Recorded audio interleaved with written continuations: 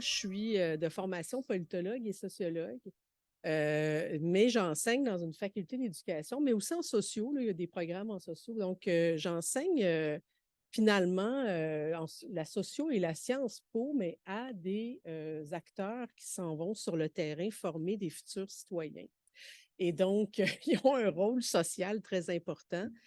Et on a vu dans les débats publics des dernières années aussi des événements dramatiques comme les meurtres de deux profs en France, Samuel Paty et monsieur, je me souviens plus de son prénom de récemment. Donc, c'est les profs, que ce soit à l'université, en matière de liberté académique, mais aussi au primaire, au secondaire, au collégial, sont sur la sellette beaucoup, ils sont dans l'actualité beaucoup. Donc, participe finalement aux enjeux de société actuellement. Et je définirais un peu mes intérêts de recherche rapidement pour ceux qui peut-être ne savent pas, mais depuis les années 90, j'ai beaucoup travaillé sur toutes sortes de polémiques publiques, notamment les dérapages racistes après le référendum de 95 au Canada anglais dans la presse anglophone, qui est devenu après le fameux terme Québec bashing qui serait issu apparemment de ces travaux-là selon Wikipédia. Mais bon, mais donc j'ai travaillé beaucoup sur ces questions-là avant que ça devienne popularisé par le livre noir de Normand Lester. Et donc, mais c'était des travaux qui analysaient finalement les discours sociaux et les différentes polémiques sur des gens qui appartenaient au mouvement partitionniste. Bon, après le référendum de 95, il y a eu plusieurs épisodes de panique morale autour donc de l'échec ou du succès, en tout cas au Canada anglais, au Québec, de différentes polémiques publiques. Et je me suis toujours intéressée aux analyses de discours, en fait, les discours sociaux. Euh, évidemment, après, ça a été la crise des accommodements raisonnables. Donc, j'ai travaillé pour la commission Bouchard-Taylor sur la couverture médiatique des accommodements raisonnables et je me suis particulièrement intéressée aux discours sociaux, mais aux rhétoriques, donc aux mécanismes un peu socio-cognitifs du discours populiste, du discours raciste, donc aux rhétoriques racisantes. Et comme ça concerne les rapports ethniques, donc les enjeux liés à la diversité dans la société, donc c'est sur ces questions-là que je me penche depuis plusieurs années, et en particulier dans le cadre de la chaire, la nouvelle chaire France-Québec sur la liberté d'expression, sur les enjeux de la liberté d'expression, il y a un volet qui porte en particulier sur les libertés académiques, mais derrière ces libertés académiques se joue tout un jeu finalement de récits identitaires, puisque c'est beaucoup autour des enjeux ethniques finalement que ces problématiques-là, que le débat en tout cas sur le mot en haine en particulier, a clairement montré que la liberté d'expression, derrière cet enjeu-là se cachait aussi des récits identitaires, des narratifs donc identitaires. Et c'est un peu de ça dont je vais vous parler aujourd'hui. Donc, euh, je vais me pencher un peu sur les discours politiques et les discours médiatiques en montrant un peu la positionnalité des différents acteurs et les cadrages. En deuxième lieu, je vais revenir sur la distinction entre heurter, critiquer et discriminer, parce que le discours juridique, notamment sur la liberté académique, la liberté d'expression, est quand même assez clair à ce niveau-là. Et le cas du mot en haine, évidemment, il y a eu un règlement à l'amiable à l'Université d'Ottawa, donc probablement que ça ne passera pas devant les tribunaux, mais c'est quand même un cas d'espèce. C'est une étude de cas aussi que moi, j'utilise dans mes cours pour parler de ces enjeux de liberté académique, de liberté d'expression. Et je vais finir par un questionnement sur enseigner comme savoir agir en contexte, c'est-à-dire comment on peut passer dans l'enseignement au crible des libertés, de nos propres libertés académiques d'expression comme enseignants, passer en fait, de passer au crible de l'injustice épistémique et, excusez, j'ai comme pesé sur des pitons, de l'injustice épistémique et des rapports de pouvoir, puisque derrière se cachent donc ces rapports de pouvoir. Donc, d'abord, le mot en haine, c'est des mots comme d'autres mots, des points nodaux, des terrains contestés et marqués par des récits identitaires concurrents. Donc, c'est sous cet angle-là que je vais l'aborder. Quand on parle aussi de positionnalité, évidemment, on a des statuts différents dans la société. On a une place dans les rapports sociaux dans les réseaux de relations, même si on a des identités complexes, puis une intersectionnalité souvent de facteurs d'oppression et de domination qui fait qu'on occupe différentes places aussi et que chaque situation est unique. Là, je pense à Patricia Collins, la façon dont elle l'a défini. Et on se retrouve dans des postures, on appartient à des groupes qui ont été historiquement minorés. Je pense aux francophones québécois d'aujourd'hui qui quand même ont été un groupe historiquement minoré, c'est-à-dire réduit historiquement à une certaine période, à une situation de moindre pouvoir et des groupes racialisés aussi, construits à partir d'une différence, mais pour justifier une domination sociale. Donc, c'est une construction sociale de différence, qu'elle soit réelle ou imaginaire. Là, on pense aux enjeux religieux, par exemple, à l'époque des nazis, pour identifier les Juifs, il y avait un étiquetage parce qu'ils étaient invisibles. Donc, souvent, pour rendre visible la différence, on construit socialement toutes sortes de moyens pour racialiser les groupes.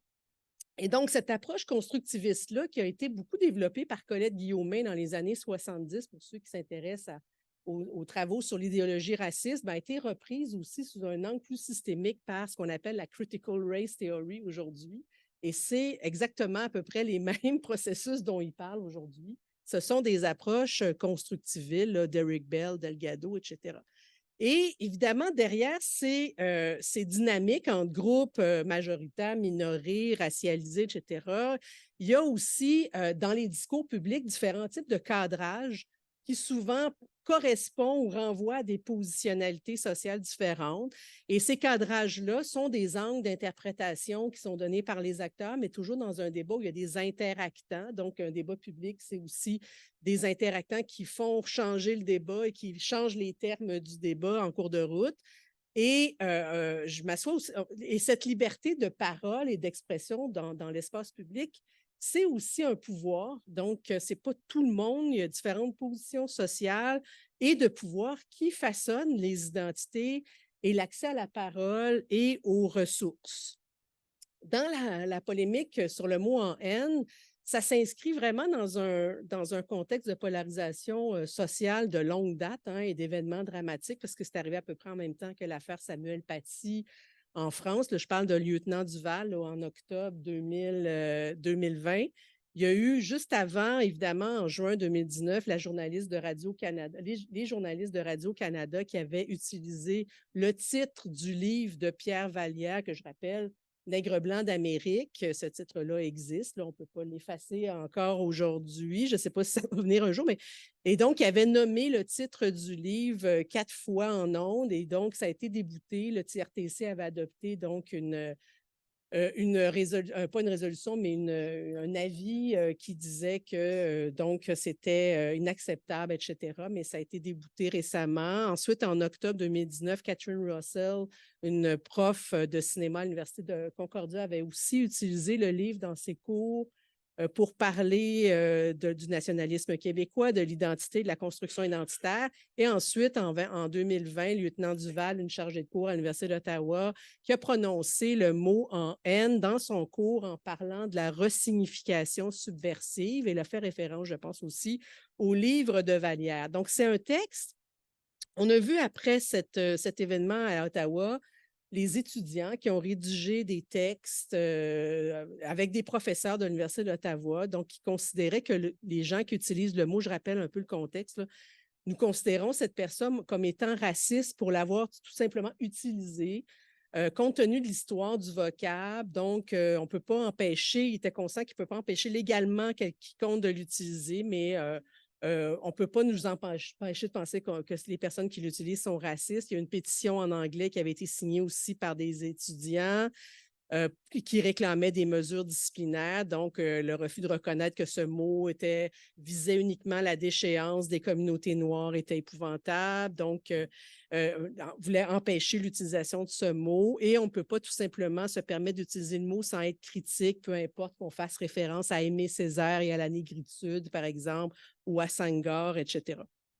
Et donc, le livre de Pierre Vallière, comme tout le monde sait un peu, même si c'est un livre d'un groupe qui a été taxé de terrorisme, le FLQ, est un peu une référence classique dans la pensée politique québécoise parce qu'on le voit dans les cours de Sciences Po. Donc, et il faut se remettre aussi dans le contexte de l'époque qui associait le mouvement d'émancipation des Noirs aux États-Unis avec celui des Québécois francophones au Canada et associait aussi le combat socialiste à travers ça. Donc, c'est un ouvrage très marxiste qui proposait carrément une guerre de libération nationale et une révolution socialiste ensemble et qui voulait finalement inverser le stigmate du discours colonial de l'époque, de l'oppresseur anglophone qui était perçu comme ça au regard de l'auteur.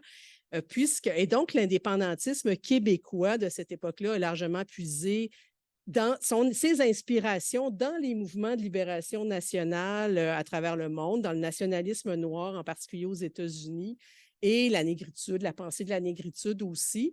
Et ces parallèles-là ont joué quand même un rôle assez important dans la mythologie. J'appelle ça la mythologie parce que tous les imaginaires collectifs et les communautés politiques ont une certaine mythologie qui participent à cet imaginaire collectif. Donc, la mythologie de la libération du Québec, ça s'est inscrit profondément dans une mémoire collective de la survivance dont on vit encore les effets aujourd'hui. On l'a vu dans le débat sur les accommodements raisonnables, là, même Bouchard-Taylor en ont parlé dans leur rapport. Et donc, cette idée que la colonisation anglaise a réduit à un groupe minoré, et c'est une forme de trauma historique parce qu'il n'y a pas eu de reconnaissance pleine et entière de ce récit de la nation, etc. Donc, il n'y a pas eu cette reconnaissance du groupe anglophone pour réparer les torts historiques, que ce soit à partir de Charlottetown ou des différents référendums.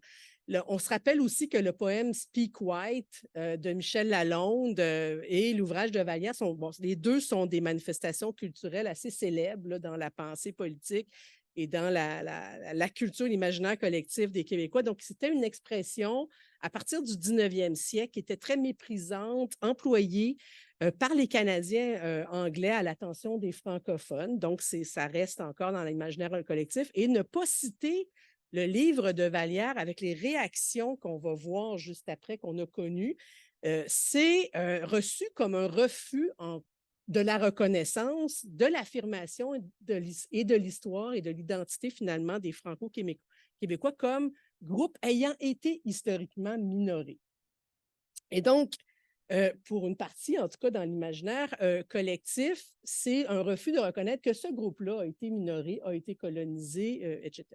Ce processus d'identification a mené à une conduite extrêmement défensive, on l'a vu avec la loi 32 qui va découler notamment de tout cet épisode, de tout ce débat public, et à un unanimisme discursif que je suis allée vérifier moi-même dans la couverture de presse.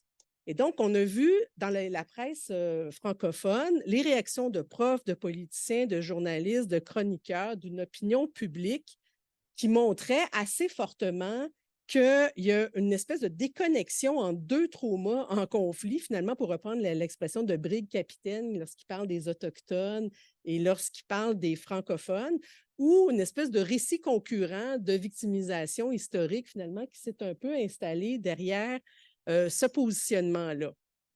Donc, le narratif qui considère les Franco-Québécois comme étant été minorés et colonisés pour le remplacer par une histoire où le groupe francophone serait un groupe colonial au même titre que le Canada aurait été, en général, ça passe pas bien dans l'opinion publique québécoise. Donc, c'est passer de la victime résiliente à l'accusation finalement de colonisation et au fameux privilège blanc qui n'est pas perçu et qui est pas vécu ou ressenti peut-être aussi fortement au Québec qu'au Canada anglais. Dans la littérature scientifique, on le voit, mais peut-être, en tout cas, il y a comme un questionnement qu'on peut aller vérifier là-dessus, là, sur est-ce que ce sentiment d'être toujours accusé d'être raciste, qui vient beaucoup du Rest of Canada, c'est vu comme un refus de la reconnaissance et une forme de résistance face à l'assimilation envers le Canada anglais. Donc, la position victimaire affirmée est perçue comme légitime ce rapport au nous, à son histoire, se profile derrière, finalement, ce débat sur la liberté académique. Et donc, juste pour faire rapidement un portrait du discours politique, on se souviendra, le premier ministre a dit que c'est une espèce de police de la censure qui sévit sur les campus, qui doit être arrêtée, une exagération, etc. La vice-première ministre, depuis quand insulter des profs d'université parce qu'ils sont francophones? Donc, rapidement, il y a eu cet usage donc, de la francophonie, de l'idée d'être francophone qui faisait une différence dans le débat, fait avancer la lutte contre le racisme. La ministre de l'Enseignement supérieur, dérapage, intimidation, ça prend une loi. Donc, elle dit tout de suite, ça prend une loi sur la liberté académique. Les réseaux sociaux se sont transformés aussi en tribunal populaire envers l'enseignante en particulier, mais aussi plusieurs enseignants. Et donc, la même chose des partis politiques, quand on regarde la position du PLQ, du Parti québécois, de Québec solidaire, on a vu les mêmes positionnements, la même positionnalité. Écarter le mot de toute discussion, c'est une dérive, disait la chef Mme Anglade, donc du PLQ. Les universités sont là pour ça. Le Parti québécois, c'est une grave attaque contre la démocratie, la rectitude politique, etc. Donc, la liberté d'expression, c'est la liberté de débattre. Québec solidaire, c'est inacceptable, la suspension de la prof parce que la liberté académique est sacrée. Alors qu'au Canada anglais, les politiciens ont plutôt parlé de safe space, des milieux sécuritaires.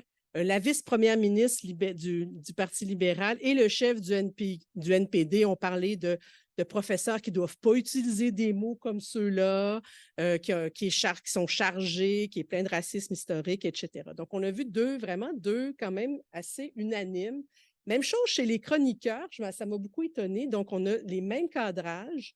J'ai analysé les 5 principaux quotidiens du Québec sur l'affaire Lieutenant Duval entre justement avril 2020, parce qu'on a retourné un petit peu en arrière jusqu'à aujourd'hui, en janvier 2023, comportait l'expression mot en haine et liberté académique sur Eureka. Donc, on a retenu juste dans la presse francophone pour l'instant, mais il y a tout un volet sur la presse anglophone qui s'en vient.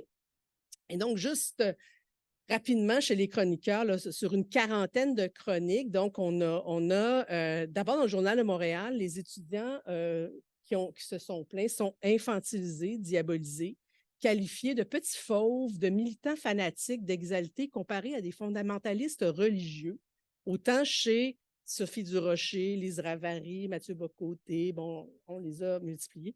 On a analysé tous les discours. Donc, le cadre récurrent chez le Journal de Montréal, c'est vraiment les rapports Québec-Canada d'un ton très, très victimaire. Compare constamment l'affaire Lieutenant Duval avec l'affaire d'Amir Attaran pour montrer que 2 poids, 2 mesures. Et donc, les Québécois ont été qualifiés de racistes par Attaran sur les réseaux sociaux, mais le recteur n'avait pas blâmé Attaran, etc. Et donc, dans les chroniques, on retrouve évidemment, les gens sont tannés d'entendre des militants accuser le Québécois de raciste, etc., tout ce discours-là. Et l'affaire, le parallèle avec Samuel Paty en France, donc le professeur d'histoire qui a été assassiné, revient constamment pour dramatiser la lecture de l'événement.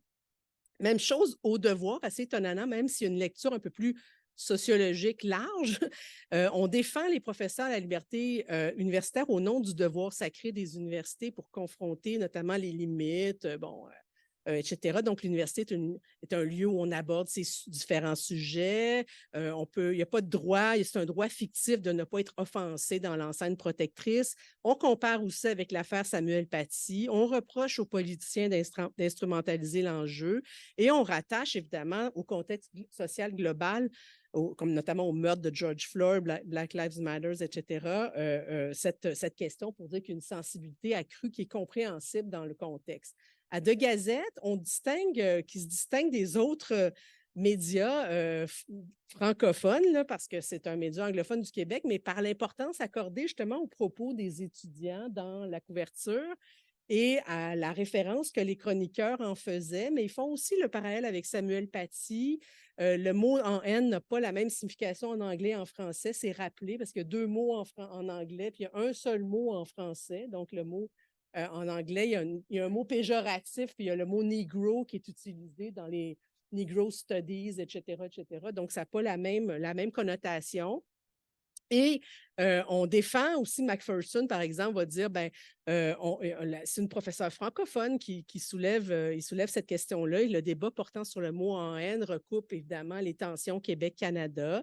Et on s'appuie aussi sur d'autres chroniqueurs sur Slave et Canada pour défendre l'idée que les Québécois ont un angle mort ou un biais sur les enjeux raciaux. Donc, il y a cette question-là qui est plus qui se dégage, alors que la presse, Le Soleil, donne la parole à Frémont, aux étudiants aussi, ce qui n'est pas le cas dans les autres, comme je le mentionnais tantôt. La mission sacrée de l'université, on y revient, le lieutenant Duval, etc.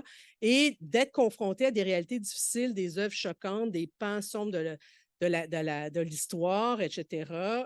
Et donc, le mot en haine, c'est un processus de resignification subversive ou de réappropriation, disons, du stigmate par les groupes qui ont été minorés et racialisés. Et donc, ça n'a rien à voir avec une insulte, mais c'est l'étude d'un processus, dans le fond, qui fait partie de l'étude de la racialisation comme processus de construction sociale. Et donc, si on regarde liberté d'expression, si on regarde maintenant le discours un peu plus juridique, est-ce que la différence entre distinguer, heurter, critiquer, discriminer, etc., je ne vais pas faire ça très long, là, mais la liberté d'expression, évidemment, c'est protégé constitutionnellement, les chartes, mais c'est la liberté d'expression non violente, finalement, qui est protégée dans son contenu comme dans sa forme.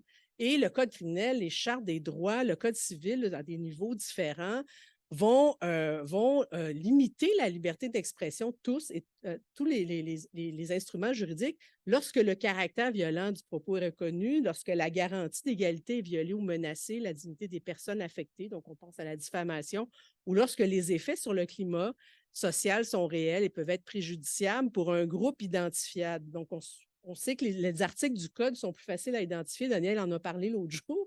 Le code criminel, il y a des articles très précis sur la propagande haineuse, encourager au génocide, inciter à la haine, fomenter volontairement la haine envers un groupe identifiable, alors que les recours civils et la jurisprudence, comme l'arrêt Taylor, Andrews, Keekstra, Watcott, ben ça doit remplir un certain nombre de conditions pour considérer qu'un discours est violent ou haineux.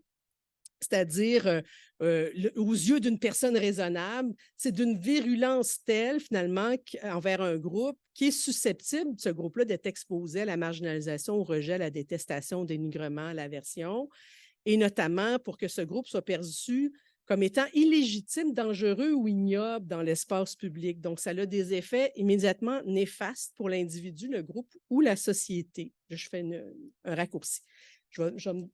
5 minutes, OK, je vais passer donc ces questions-là. Et là, la question, évidemment, pour l'appréhension raisonnée du préjudice, etc., il y a toutes sortes de façons de le définir. Bon.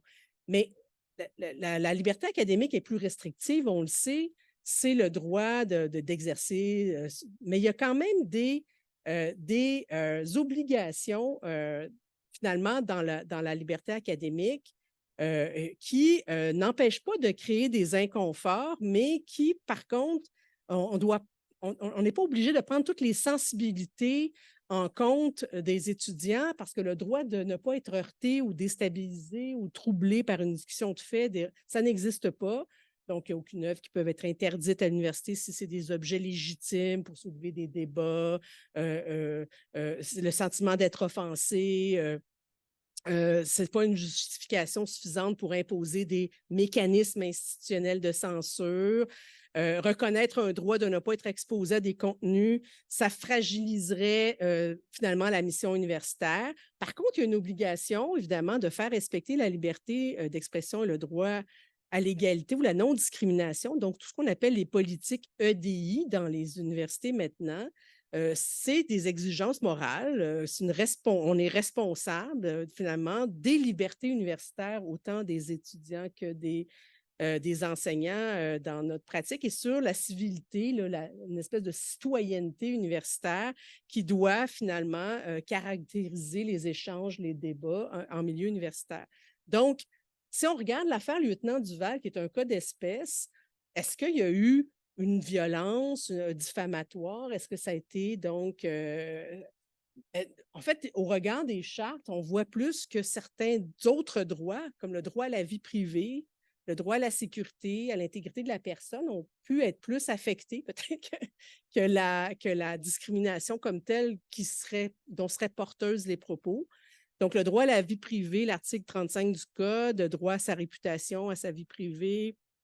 L'affaire a été portée sur les réseaux sociaux, on s'en souvient, avec des données personnelles de la professeure. Donc, ça a été médiatisé, peu questionné.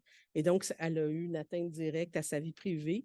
La liberté d'expression, de conscience, d'opinion, une réunion pacifique, si on enseigne sur des sujets sensibles, on peut invoquer ces différentes libertés et sa propre liberté académique, mais les étudiants aussi. Donc, il y a comme un équilibre à y avoir entre les libertés des uns et des autres.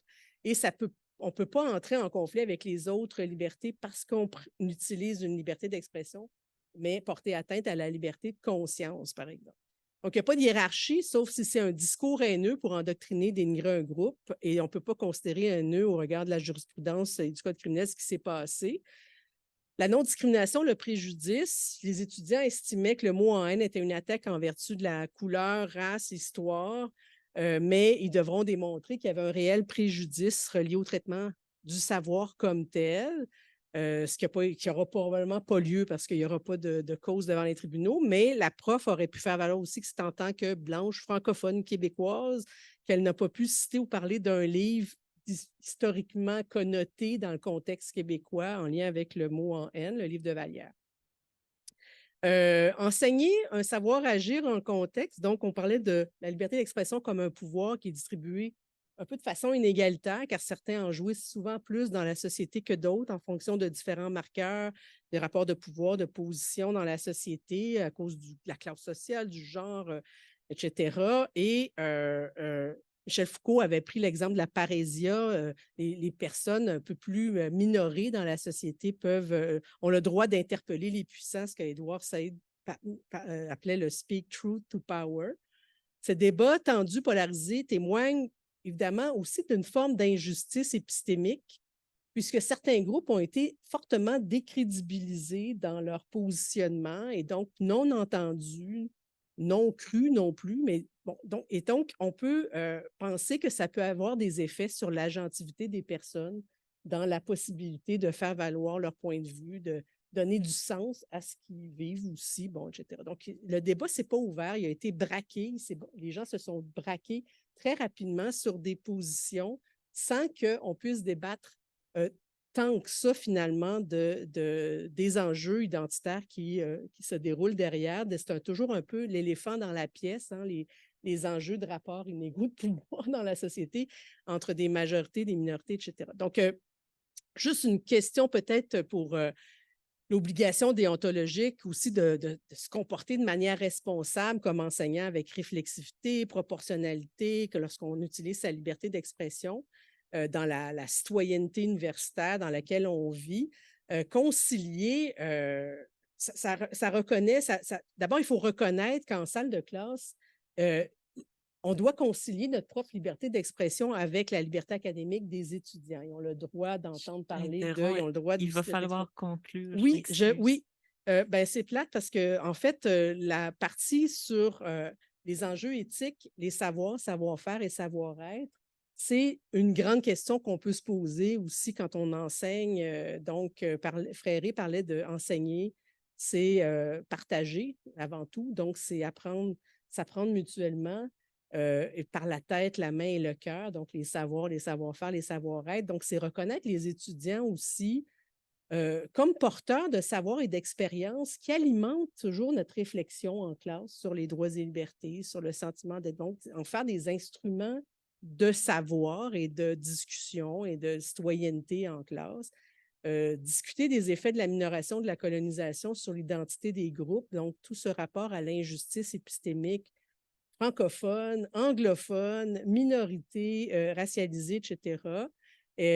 Puis reconnaître aussi la signification du mot en haine dans la trajectoire historique, donc, et la résistance du peuple noir comme processus de redéfinition, réappropriation, surtout si on enseigne sur ces questions-là, on ne peut pas passer à côté.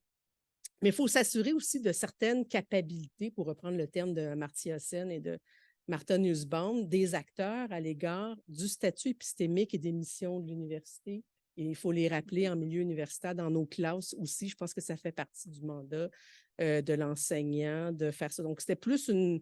Je voulais finir la réflexion sur la pratique elle-même, en fait, et quelle articulation on peut faire de ces savoirs, savoir-faire et savoir-être. Donc, on n'est pas obligé de faire des trigger warnings, on n'est pas obligé de prendre en compte toutes les sensibilités, mais si on veut apprendre mutuellement et jouer un rôle, les profs plus on a une sensibilité grande et une écoute et une empathie à l'égard des étudiants, je pense que mieux le déroulement des échanges peut se faire sans être d'accord, l'art de la discussion et du controverse et du dissensus.